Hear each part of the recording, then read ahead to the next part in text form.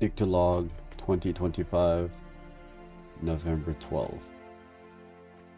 This is a recording for anyone in Eve that wants to know where the true Horde War started, and where I believe that the downfall of Horde kind of started, and the reason behind it. I think that this will help people that wants to, in the future might want to look back and see where it kind of started. From my point of view, because I was there, I feel that my journey is where the real war against Horde and fam as a whole started. And in this video, I hope you can find what you're looking for if you're making some journalism or news or whatever. This is a point of view of a player that's been on the front line when it occurred and has been following the front lines ever since. I don't know if it's by sheer luck that we were always in the front line, but yeah, it's been a journey, man, and I gotta say, I'm glad it's over.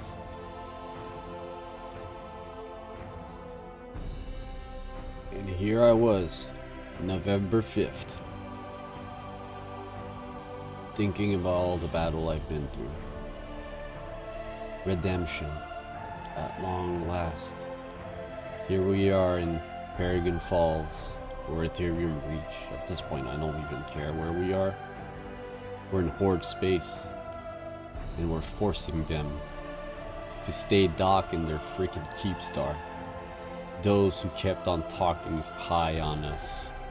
For years, I've been waiting this moment. For years, I've been at war with this giant of a beast. And look at this majestic FOB, forward operational base in homes freaking of Horde. Just waiting for them to make a mistake or to even try to fight their way out. Man, what a glorious feeling. And then you look at the path we went through.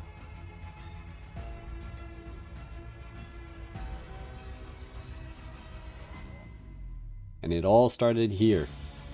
Pureblind, FDACN, brave home staging, a few weeks after anchoring the Keepstar.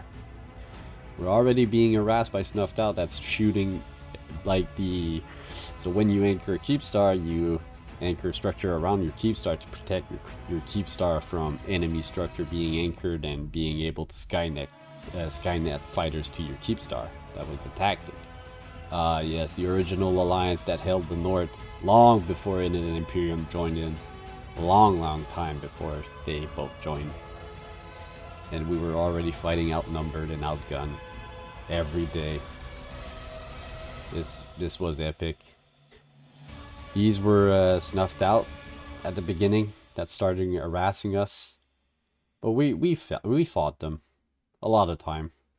This was one of the first battle against Fret when they started dropping capitals on us, and we dropped caps on them, and we were outnumbered, and we didn't care. We just wanted to prove them that we're gonna fight no matter what.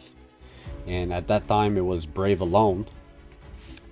It was not with GDC. GDC was the Greater Trash Coalition, which included Scumlord, Volta, and Blops, Quote Alliance, Toilet Paper at the time. And then we kind of became friends because the war was surrounding Volta mostly. The war started because Frat and Volta had beef together or whatever. And we wanted to help Volta. This battle right here is the battle for FDACN. This is the final node, and my job was to basically bubble anything that was on the node that was above a certain size.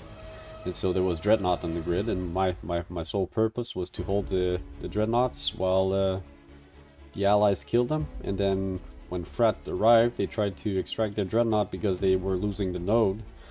But it kind of failed. So because their super fleet got trapped at the entrance of Brave staging, Brave's home. It was super bubbled.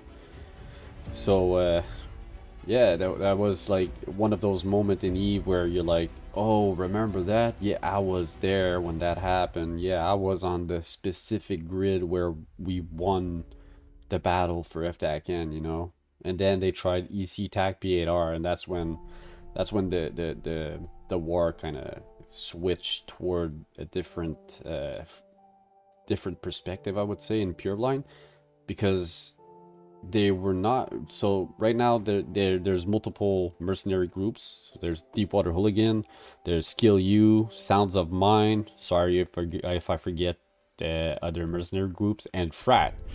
And they weren't able to capture both FTACN and EC TAC P8R from Brave, and so they decided to attack the neighbors, quote alliance, which wasn't even part of the war in the first place, and it was a super tiny alliance that was holding like 2 systems, probably just 1, I think, at that point.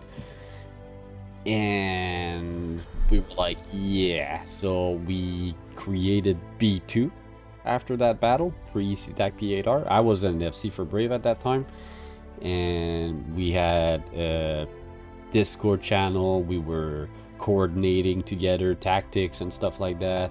Shattered Armor, by the way, was like god tier during that time. He was the mastermind of strategies, I would say. And most of the battle we were fighting outnumbered. He was the FC. Him and Alexis Finch were the ones that were fighting when we were outnumbered most of the time. And they were just good FCs, and you saw they had experience, and that's what really helped us. Plus the fact that we were getting so many battles on a daily basis that every pilot in Brave was gaining incredible experience, and so Brave as a whole was becoming better because of the amount of battles we were getting. Just because of the sheer amount of battles, everyone was getting good. And so Frat was mainly crabbers, and they had mass. They didn't have like true PvPers, and even if we were outnumbered most of the time, like this battle right here, we're outnumbered 2-1, and the allies land and we're still outnumbered and outgunned because there's 2, you know, hack fleet, and there's a Tango fleet on standby from the enemy that we kind of spotted.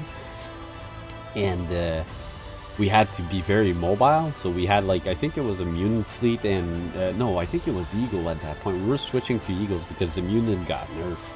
And so I'm not sure if we were in Mutants or in Eagles, but whatever, we were starting to switch to faster hacks. And so we're fighting outnumbered and we're winning battles. At this point, this battle right here, Deepwater Hooligan is like outside the bubble and is trying to snipe us, but because we just mopped the floor with Frat, that Deepwater Hooligan just abandoned grids and warped to the ESS. And we're like, at this point, that's when the meme came, something where we were saying to Deepwater Hooligan, we were calling them deep tether bullies, because they would always run from Brave if they didn't have more than 3 times the numbers. And so it was kind of funny where like they were being super toxic towards us, and it was starting to become funny. And you know, it was like, okay, we were being harassed constantly.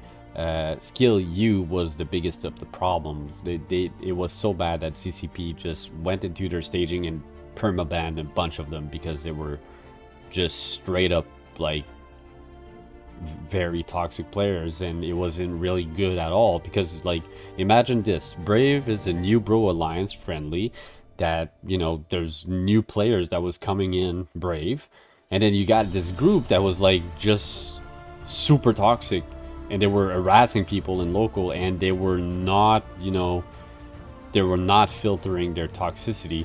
And then CCP, we were making complaints of CCP. They were calling like Dung Dinkle pedophile and shit like that. It was like that type of like level of toxicity. And so when that was happening, well, we kind of started like creating support tickets to CCP, and that's when CCP just said enough is enough. They logged in ROIR in Pureblind. That was a staging of Skill U, and they just permabanned certain players because it was getting like to a point where it was burning people out, and it was like, well, what's your problem? Like, what the hell? Like, it's a video game and you're acting like an imbecile, you know? So here, still in FTACN, I think Frat had anchored a fort, and we were starting to fight in FTACN constantly. Or they were starting to ref our NCs. Yeah, they were starting to ref our NCs now. They were trying to cut off Brave from FTACN and Q52. And we were trying to hold as much as we could, but eventually they start anchoring a fort. Like, again, we're outnumbered this time. We don't have allies on the grid, and they just warp off grid. It's like, okay. This was Deepwater Hooligan. So Frat is pushing Brave in FTACN. Deepwater Hooligan mercenary group. They're hired by Frat. They're attacking from Losec, Matno, and that's what they were doing. They anchored a fort in MQTAC and RQH. That's the entrance to Pureblind from the other side. And they were skynetting with bubble wraps on gates. With their carriers were on the fort. So it was like, okay, well, I guess it is what it is. So my corporation, Hansong Heroes, they were at war for more than 4 years already, and they were starting to, you know, we could feel that they were starting to get burned out. Even myself, I was getting burned out, and I wasn't even in that corporation for that long. I joined that corporation because the other corporation I was in just abandoned ship, abandoned Brave. And so we kind of held Deepwater Hooligan busy in the back lines by like reffing their paws, and in the meanwhile the front lines in FTACN was able to fight Frat, not outnumbered as often, because we were keeping Deepwater Hooligan at bay because we were reffing their shit that they anchored in our space, like their pauses, and they were forced to get to their pause and repair their pause, and then we would go to a different pause and start reffing them, and then we just kept on harassing Deepwater Hooligan to keep them at bay in the back lines while Frat was pushing in the front lines. And so it would give like Brave a chance to fight Frat one-on-one, not outnumbered as often, right? And so now you can see there's a fort on grid, and then Test gave a keep star. Oh yeah, that's funny right here. They were so tired of us that they start harassing me in my home system in DTTAC, and you can see they were making website for me. Has involved left Brave yet? And it was like, okay, like, and then I kind of became toxic towards them because of that, and my toxicity came from that because of the constant harassment that I was getting, and people were saying just shut local. But yeah, but like, I have so many people that I know that sometimes I want to wave at them, and I just want to, you know, be respectful towards certain people, right? So, you know, this was the push of Frat in 5ZXX, where they were trying to, well, they cleaned the Banderlog's fort, which was a Russian group that lived in Pureblind way before Brave, and they were now cleaning the Brave fort, which we didn't use anymore. So basically this was just a fight for content, but like they over escalated with supers and carriers and so on, so they were skynetting. So on this grid there's Frat, Test, and there was Deepwater Hooligan somewhere else. I don't remember where they were. They were outnumbering us, I think. So they were basically just killing everything that wasn't like Frat, right? That wasn't allied with Frat. So Tess was allied with Frat and so on. So it was basically the grid where they would anchor eventually their keep star. And at this point we're just fighting Frat, right? So Horde isn't in the portrait. But after this battle, a few weeks later, that's when things started kicking off. So you can see the fort is killed now by Frat, That was the main fort that we used to stage out of Pureblind and start conquering space in Pureblind. And that's when we took the opportunity to push a Nyx off the tether, because they didn't have a Keepsar. So free kill, because he couldn't jump out because of the bubbles. So we were pushing off tether. Now I was just increasing my graphic because tie-dye was fucking my graphics up. So we're pushing this Nyx off tether, and boop, he's lockable, and we kill him. So they killed the fort, but they lost so many billions, and that's something that some people don't realize, is that this war, so for me, it's been the same war ever since Frat started attacking Brave and Pureblind. We already started draining them from ISK from day one, because yeah, they were killing a lot of fleets from Brave, but every time we would fight them, we would win ISK wars, and it was like tens of billions and 100 billions over, and then 60 billion, and at some point we were just making them bleed, and it was like, okay, but like, it doesn't make sense. You might be a super giant coalition, but like, you're getting eaten alive. Like, you're wasting so much money. Like, Frat was paying 100 billions per week or per month to Deepwater Hooligan alone. So it was like, you're paying all these mercenary groups, but you know, that's when we started realizing that there was a chance, right? So Horde was starting to harass us in Pureblind, and we decided to do something about it. Even if Dunk Dinkle didn't want to, we went into Podvin and destroyed 4 Astra House irreplaceable structures in Podvin belonging to Horde. And that's when Horde just started engaging Brave in Pureblind, and it was just chaos. And it was Paladin fleets that had like 350 kilometers. It was like Frat and Horde together versus Brave, and it was just too much, right? And so my corporation was so tired of the war, we needed a break, and we left Brave during that time, and we moved to Fountain. And at the same time, there was a Brave leadership change, which was Dunk Dinkle gave his position to Jinx the Care. And so we took the situation to leave Brave as a whole. We were not capable of following those steps anymore, and we went to initiative, and we started, like, we kind of outgrew Brave, but we still wanted to help Brave in our own way. We didn't want to feel like Brave was abandoned by us.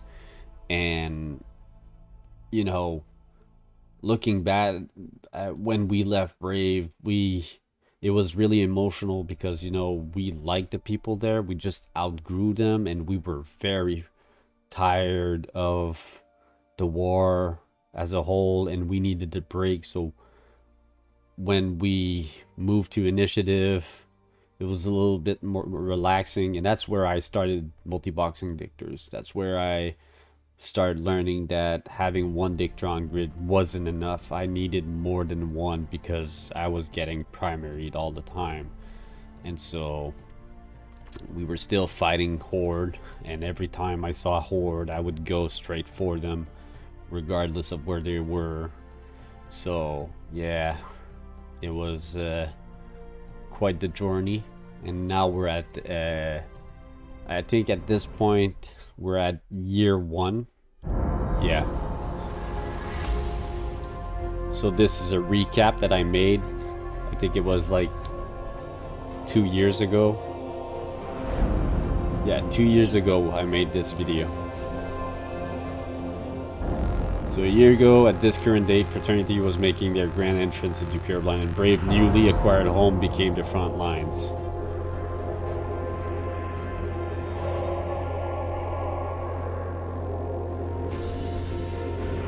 The first goal for Pratt was to secure 5DXX, which means both Banderlogs and Brave forts had to go. That's something we already saw. Next up was to soften Brave. Frat alone wasn't able to do that. Enters their mercenary groups: Deepwater Hooligan, Skill U, Sounds of Mine, and all the others, smaller groups. So that's when they started attacking in FTAC-N. We already saw that. I'm just basically showing you guys how the war started and where all the war started from, right? So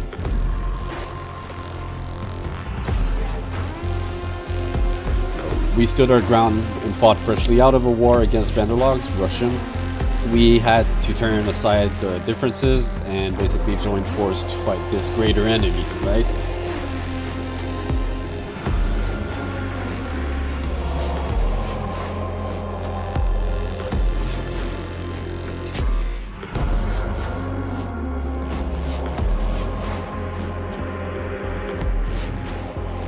At the beginning, we fought massively outnumbered, but then came the day they tried to headshot Brave.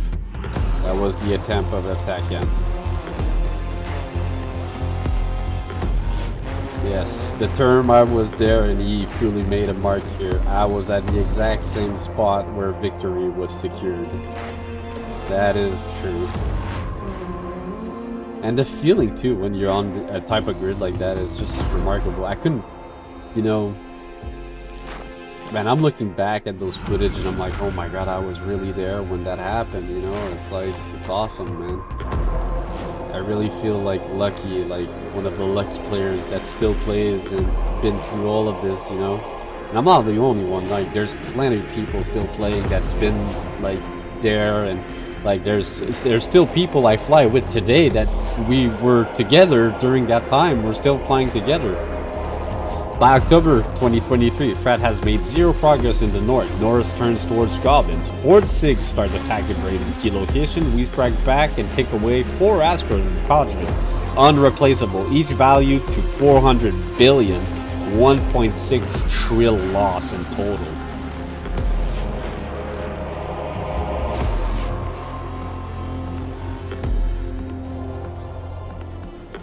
That made Goblin really, really mad against Brave.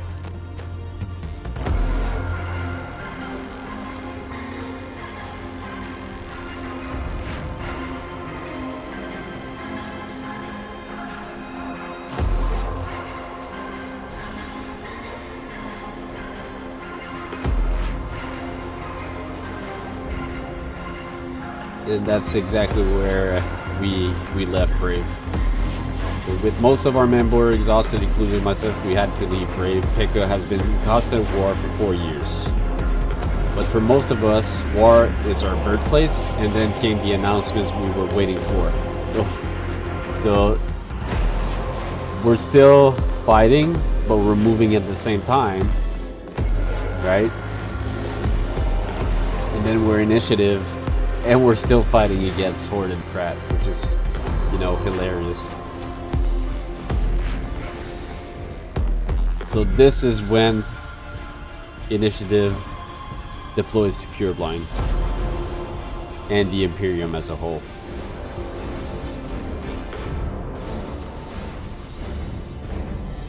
Thus marking the point where people started calling it the Poker War, but it's not the Poker War, or the Trade War as they called it.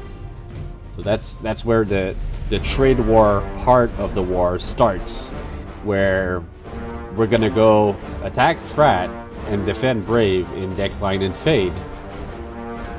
And CCP announced a change in the same time where that extra large structure cannot be re-anchored in high sec. So you guessed it, it's the beginning of the trade war. That's the day one, that's the deployment.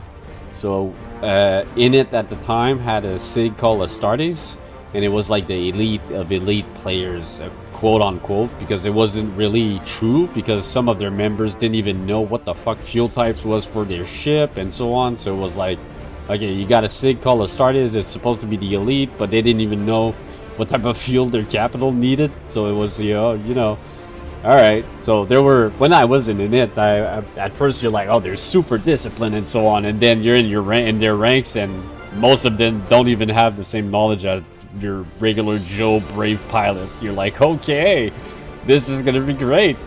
So we're being deployed on the front line, and then the rest of the alliance get the call, the CTA, where we're all starting to move from B17 at the time in initiative to start moving towards Pureblind, and that's the deployment. That's where the Imperium and initiative starts pushing into that space and tries, quote unquote, to help that side of the war.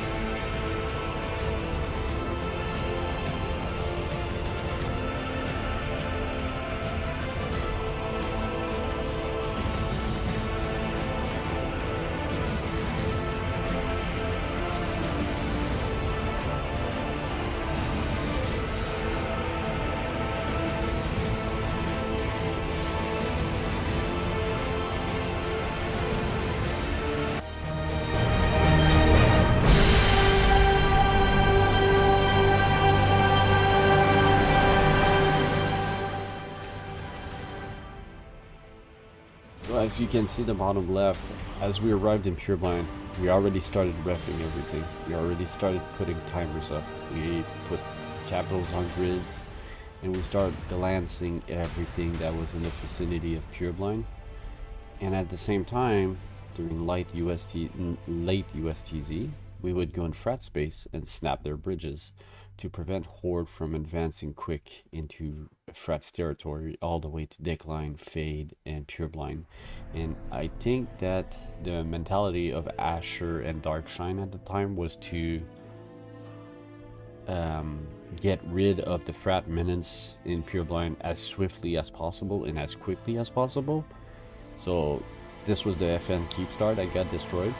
There was 4 Keepstar. This is one of them. There's the second one that was an X47. It's the next footage. This one was a pain in the ass because the first attempt to reinforce it failed because of downtime and the mechanic, and the CCP rolled back the server, and it was just stupidity. The node wasn't reinforced, and then the second one, it took 11 hours just to get it into Hall. And then once it got into Hall, they never came to contest the Hall timer, and we destroyed it, but they anchored another one because it's NPC space. And there was 2 other Keepstar, one in 5ZXX, which I think is still up, and one in ROIR. And then once that was done, we went into HiSec, and this is the trade war part of the war, which is we go into HiSec, we destroy the Keepstar and the Satillo. Those are 2 Excel structures, and it marked the end of the TTT agreement, which included in the initiative, Goonswarm Federation, Test Alliance, Horde, and Fraternity. And it was basically a market for all the big alliances in NullSec. They would get a quote.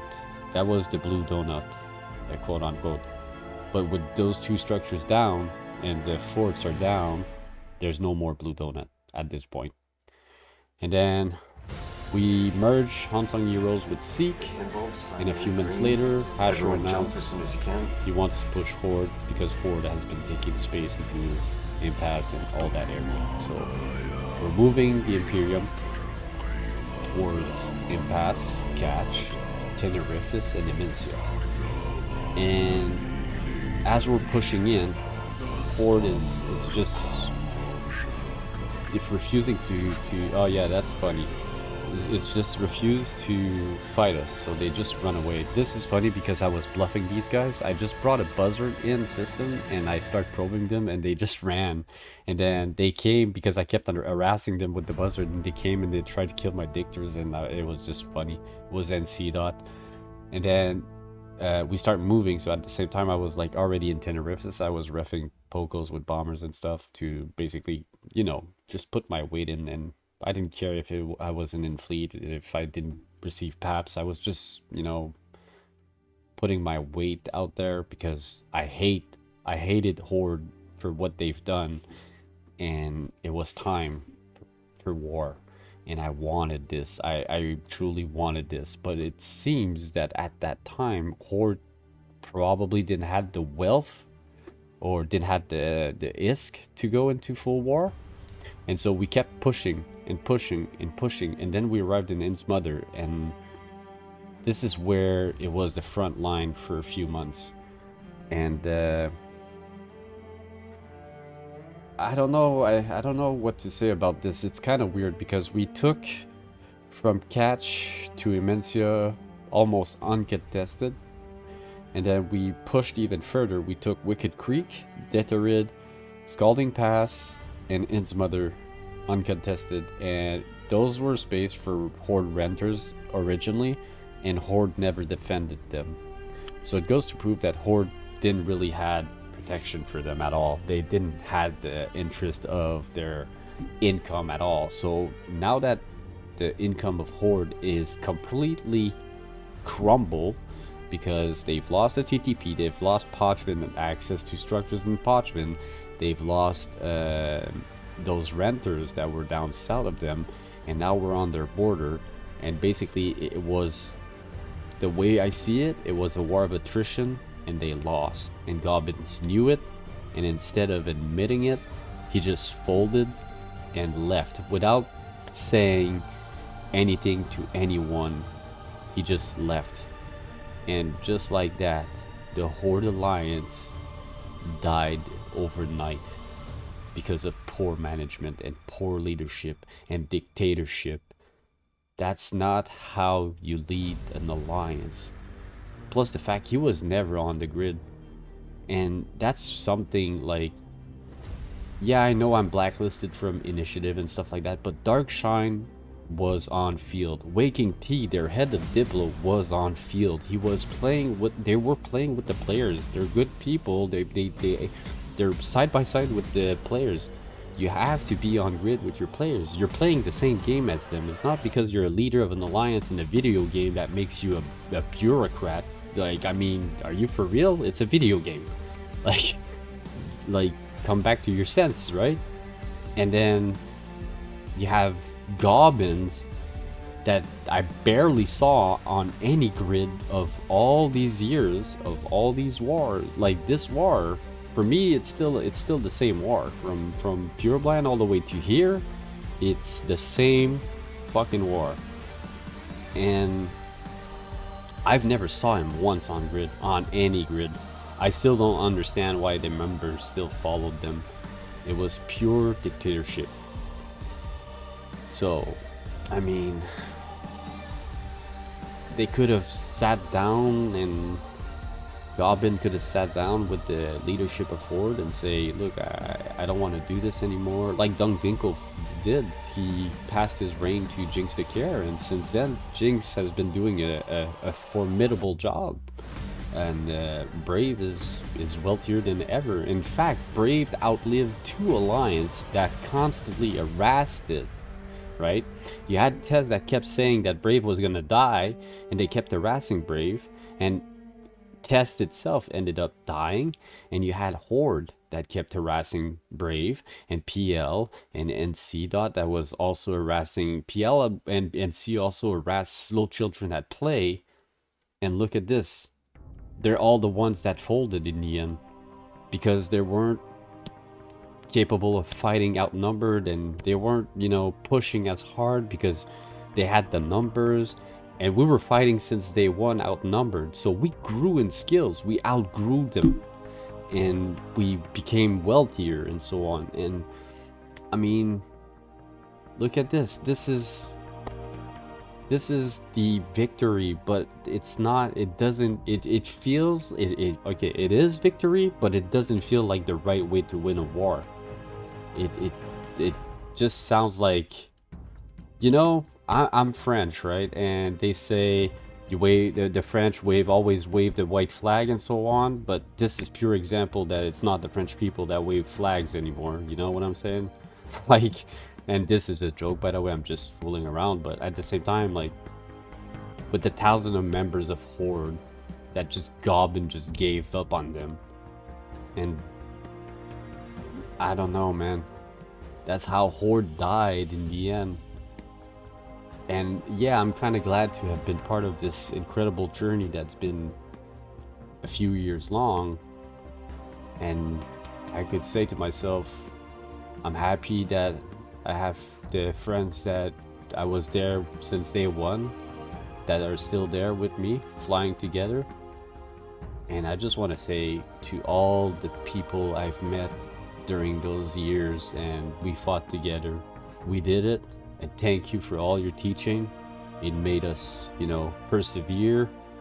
Yeah, I became toxic over time, but I started fixing it over time, and I'm just glad it's over, man. It's finally over. We won, and that was my end goal at some point. And now it's done, and now I can switch to another goal. So I gotta say, thank you for everything, Horde. I'll see you guys on field someday.